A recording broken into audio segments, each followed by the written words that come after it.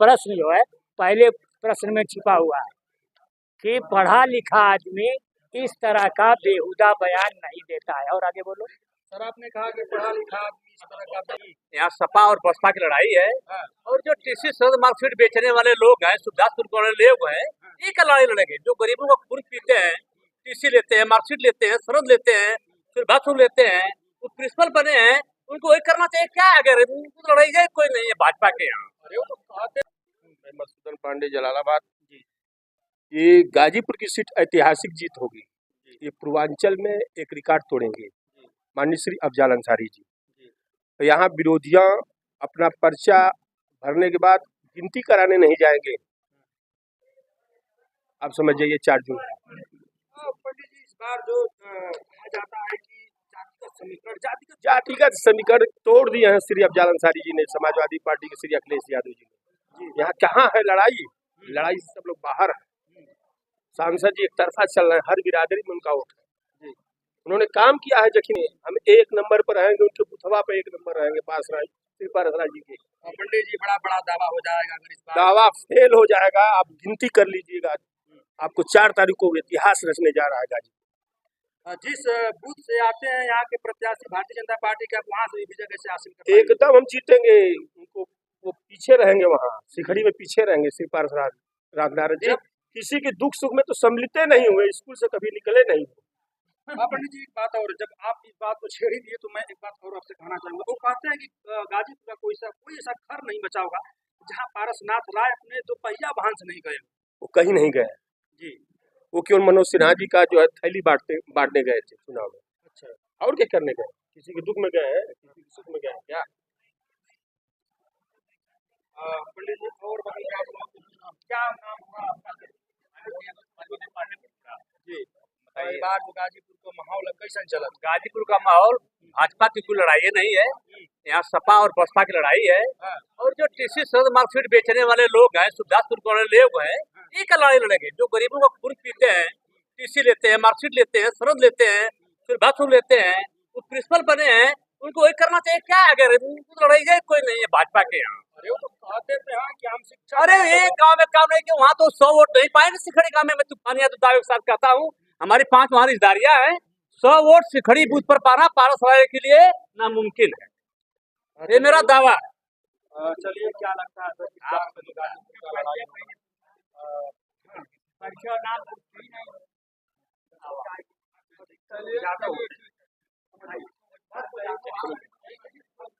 Samajwadi party के शिक्षक सभा के राष्ट्रीय सचिव मार्कंडे यादव बाबूजी हैं।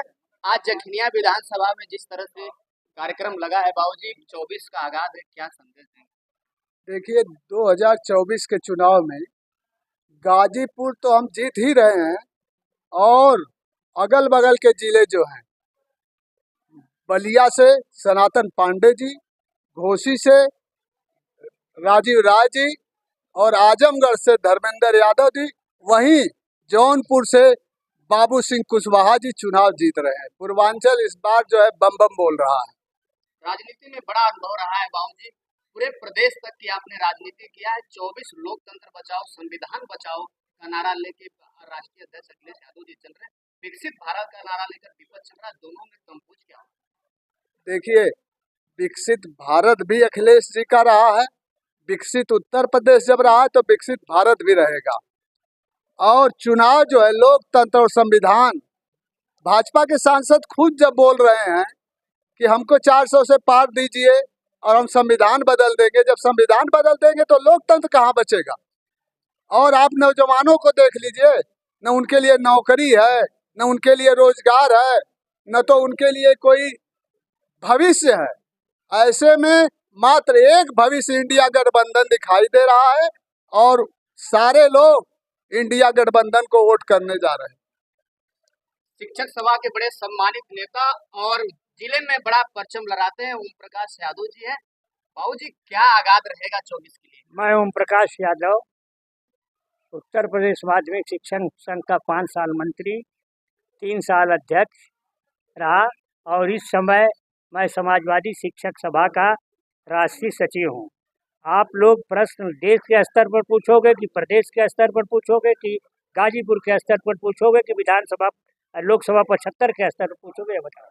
गाजीपुर के स्तर पे पूछेंगे बाबूजी, गाजीपुर में कट्टा बनाम कलम की लड़ाई चल रही है। विपक्ष कह रहा है कट्टा बनाम कलम की लड़ाई है, एक ओर कह रहे हैं गरीबों की मस्ती। मैं पहले ये आप लोगों से पूछता हूँ, सम्मानी मीडिया के साथियों से, कि ये प्रश्न कहाँ आया, कहाँ से उन्होंने उठाया, विपक्ष के किसने जो उठाया? पारसनाथ राय जी हैं, मैं उन्होंने कहा कि गाजीपुर मैं की पूछ रहा हूँ कि पारस राय से कम पढ़े लिखे समाजवादी पार्टी के जिला अध्यक्ष न गोपाल यादव हैं, न अफजाल अंसारी हैं और न ओम प्रकाश यादव हैं। पारस राय मेरे साथ रहे हैं। मैं सवित्र का जिले का अध्यक्ष और मंत्री रहा हूँ, जिसके गवाह हमारे राष्ट्रीय सचिव साहब बैठे हैं। तो पारस राय को जो शिक्षा है हम लोग जानते हैं। पारस राय बहुत, हम लोग भाजपा की तरह राम नाम लो और गंदा काम करने वाले नहीं है, इसलिए पारस राय क्या है उन्हीं से कह देना कि ओम प्रकाश ने पूछा है। अनिता जी का एक और बयान वायरल हो रहा था बीच में कि इस बार हम नंदवंश का नाश कर देंगे, ऐसा है। उसका उत्तर तुम्हारे पहले प्रश्न में, उसका पहला तुम्हारा ये प्रश्न जो है पहले प्रश्न में छिपा हुआ है कि पढ़ा लिखा आदमी इस तरह का बेहुदा बयान नहीं देता है। और आगे बोलो। सर आपने कहा कि पढ़ा लिखा आदमी इस तरह का बेहुदा बयान, मगर क्या आप मानते हैं कि पारस राय जी पढ़े लिखे नहीं है? तो शिक्षक मैंने कहा कि पढ़ा लिखा आदमी इस तरह का बेहुदा बयान नहीं देता है, मैंने ये कहा। मैंने ये न कहा कि अशिक्षित आदमी। अब बोलो और आगे।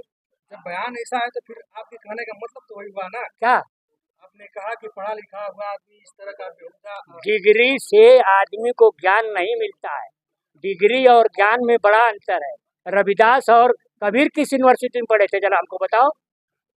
रविदास को जानते हो ना, कबीर को जानते हो ना, जिन पर आज पीएचडी हो रही है, जिन पर आज लोग शोध कर रहे हैं, वो किस यूनिवर्सिटी से पढ़े थे? उनके पास 5 पास की भी डिग्री नहीं। तो जो पढ़ा लिखा आदमी, अशिक्षित आदमी सही बात बोले वही शिक्षित।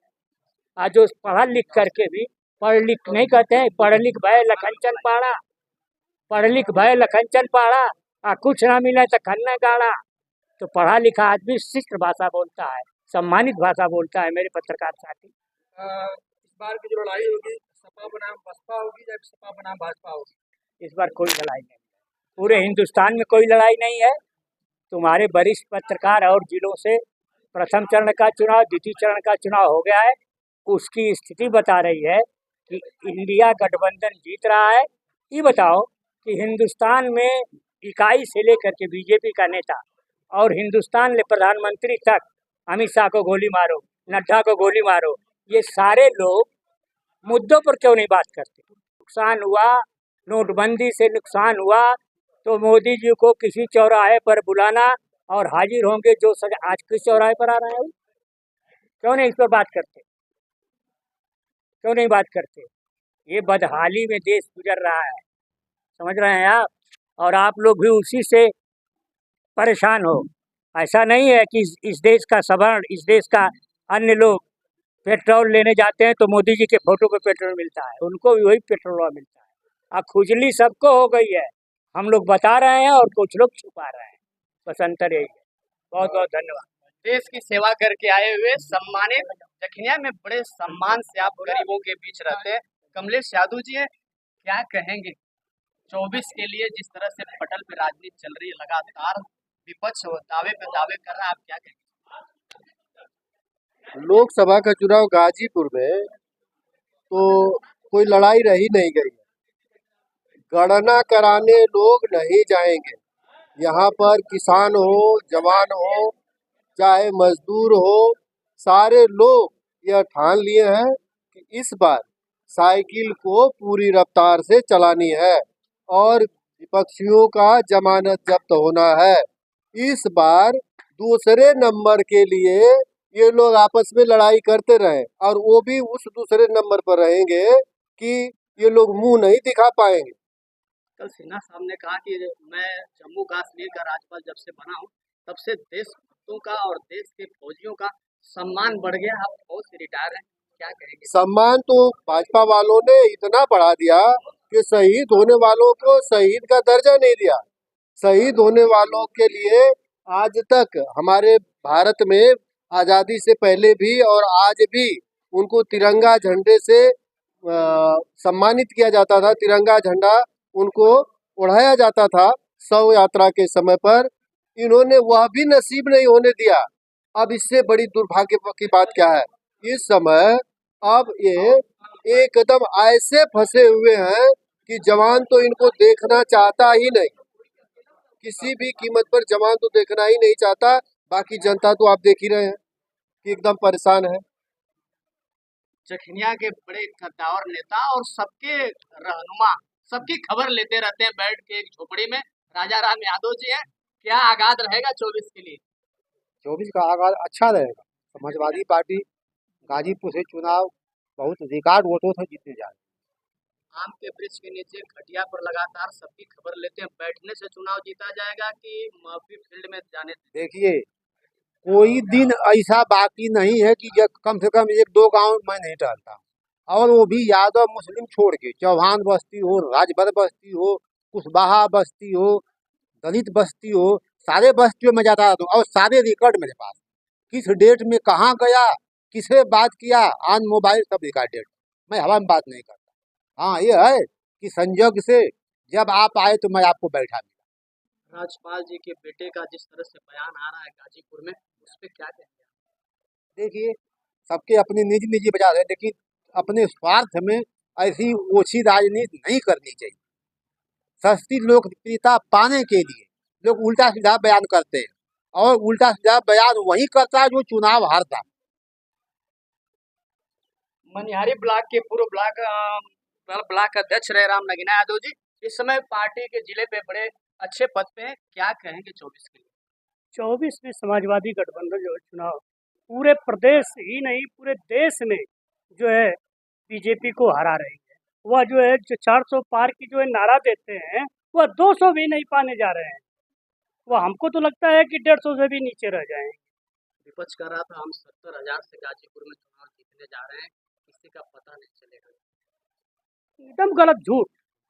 यह तो बीजेपी के सनातन धर्म में यह लिखा हुआ है। बीजेपी का जो सनातन धर्म है, जो मनवादी व्यवस्था है उसके धर्म में यह लिखा हुआ है झूठ बोलना।